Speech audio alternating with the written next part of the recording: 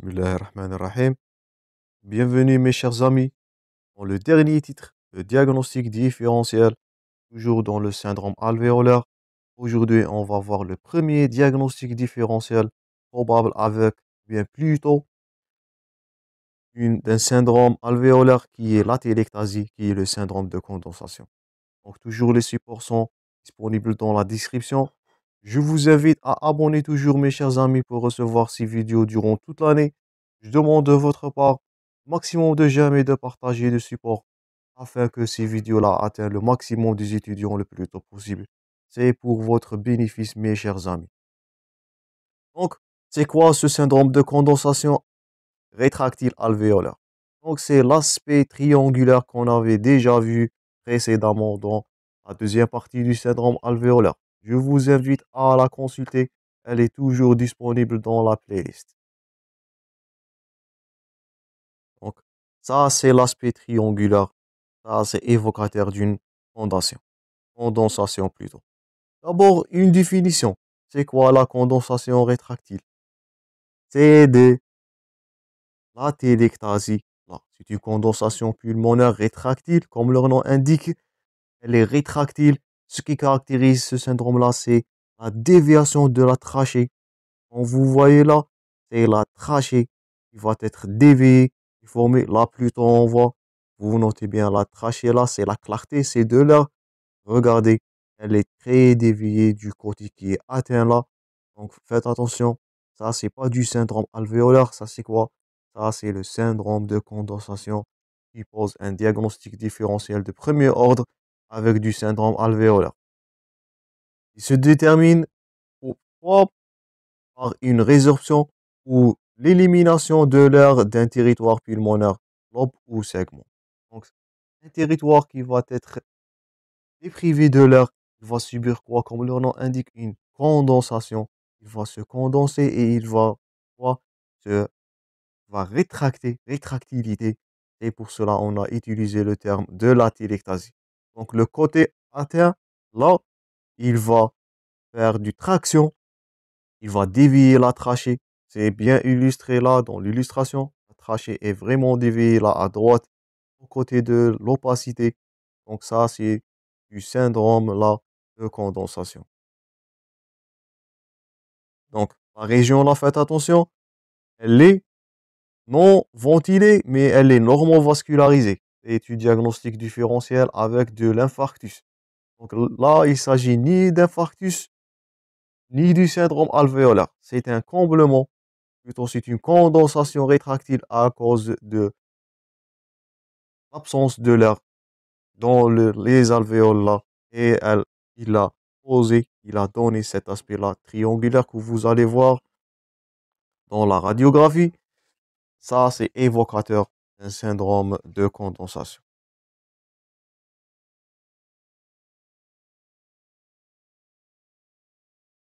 Comme cause de l'atélectasie ou bien du syndrome de condensation, il existe deux.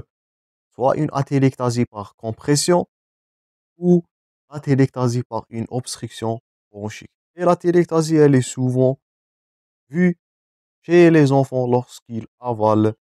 On voit des corps étrangers là. Donc un corps étranger, lorsqu'il fait le passage dans les bronchioles ou bien les voies aériennes, il va causer un syndrome de condensation. Donc là, la cause, c'est pas, comme on a vu les étiologies du syndrome alvéolaire, c'était d'origine infectieuse, bactérienne. Il causait que c'était la tuberculose. Là, il existe deux étiologies.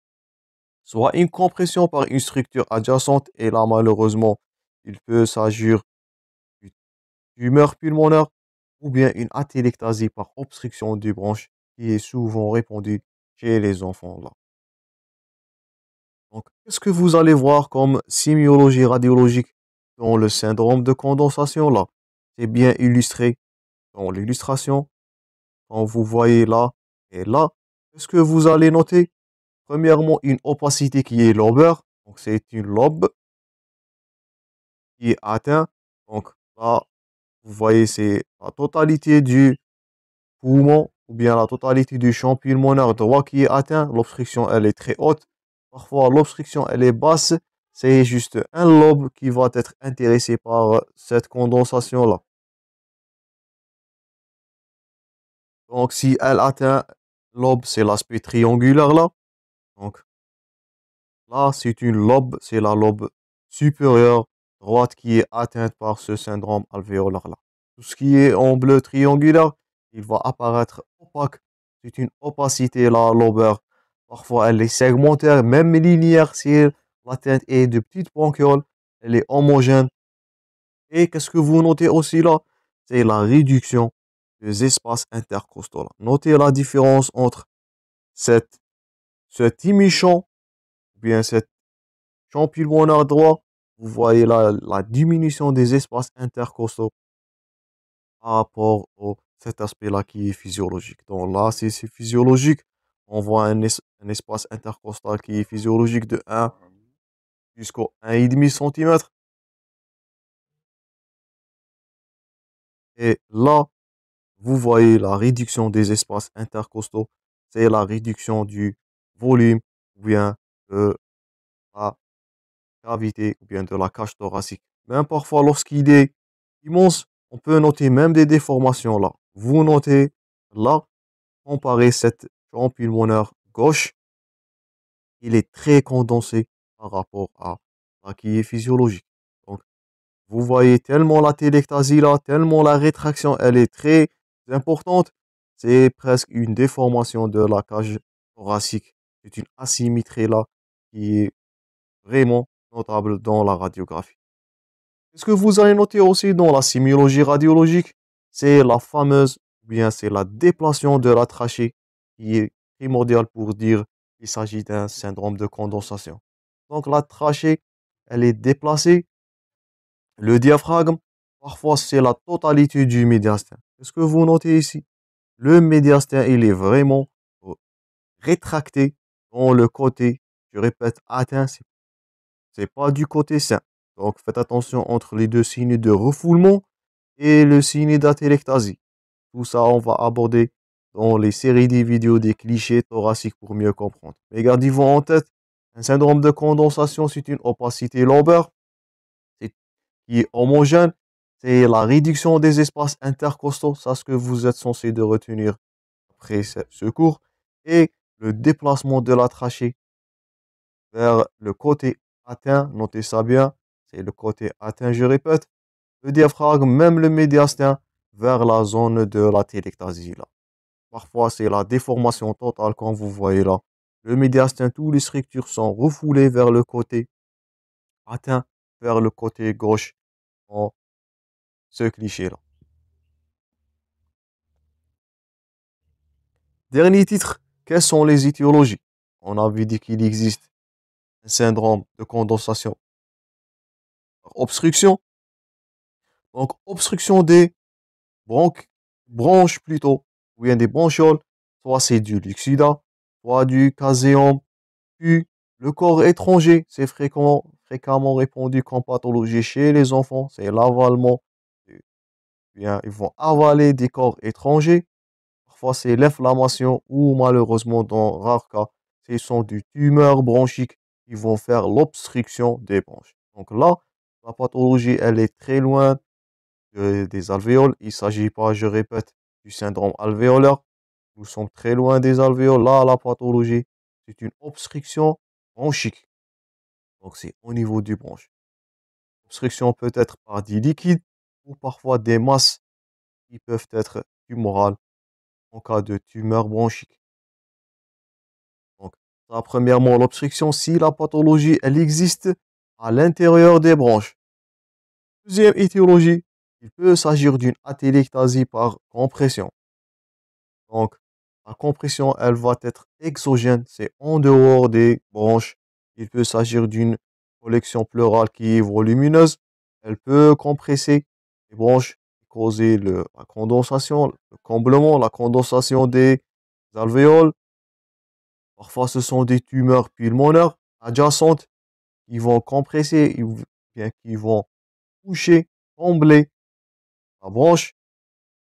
Parfois, la pathologie là, elle est pariétale. C'est une pathologie de la paroi thoracique.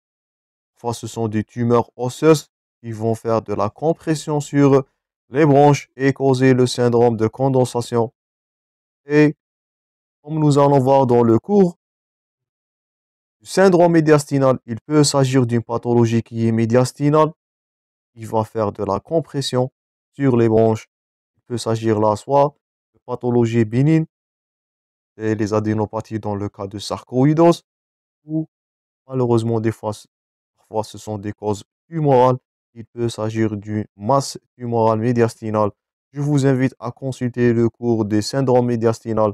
On avait parlé des masses là et de leur localisation. Donc ça, c'est tout pour cette partie-là. Donc, notez les points forts. Le syndrome de condensation, je répète, c'est le diagnostic différentiel premier ordre avec un syndrome alvéolaire. La pathologie, c'est au niveau des branches. Faites attention. Notez bien les critères radiologiques. Donc, c'est l'aspect triangulaire, la déviation de la trachée, la téléctasie vers le côté qui est atteint. Même le médiastin, totalement, ils peuvent être atteints. Les causes là, ce sont obstructions. Notez bien, surtout chez les enfants, c'est les corps étrangers, surtout chez le terrain infantile.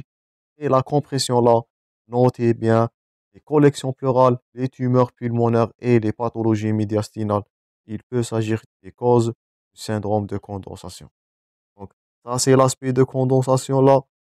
Et ça, c'est l'aspect très évocateur d'une déviation de la trachée qui est bien illustré là. Là, la trachée est vraiment déviée vers le côté lésé, vers le côté atteint. Là, il s'agit d'une atélectasie du champ pulmonaire droit. Donc ça, c'était tout pour cette dernière partie. J'espère que vous avez noté tous les points forts. J'espère que la vidéo était bénéfique. Je vous rencontrerai, mes chers amis, dans d'autres syndromes et d'autres cours. Merci pour votre attention et bon courage pour vos préparations et pour vos examens.